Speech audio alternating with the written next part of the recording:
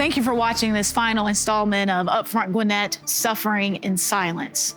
Our Gwinnett County courts are taking a proactive, even innovative approach to help those whose mental health is taking a personal toll. In this episode, we'll meet the professionals who have implemented one such program to help tackle this silent crisis head on. Here's that story.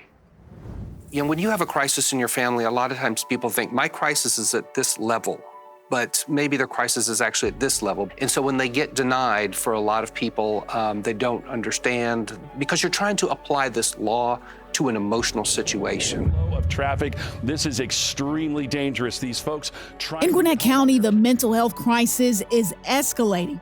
Courts, community health providers, and families are grappling with unprecedented times. We are seeing more and more people coming in and asking for the orders to apprehend. Gwinnett Probate Judge Chris Ballard points to a surge in legal interventions as more residents seek help.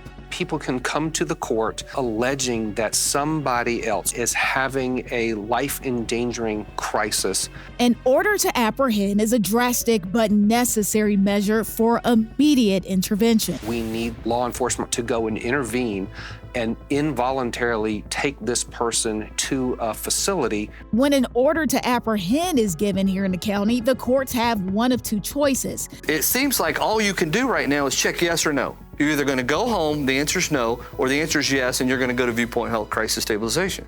Viewpoint Health Vice President Chad Jones underscores the gravity of the situation, which intensified once state mental health facilities were forced to shutter.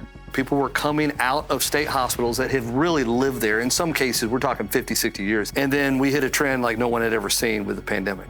Then Jones had a thought and approached Judge Ballard. I said, how many of these would be like a maybe so, like a gray area? About 70 cases reflected that gray area early last year. That's when the Probate Assessment and Support Services pilot program was born.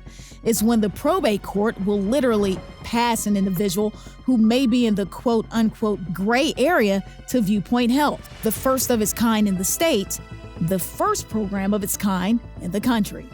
When you're going into someone's home in a crisis, no one ever opens the door that's having a mental health crisis. I'm so glad you're here. Come on in. I tell the team all the time, stabilization first, and then there'll be some satisfaction. And we do have some great response from families. Thanks. And we've had nice emails, nice messages. Efforts to improve mental health care extend beyond local initiatives to national and regional collaborations.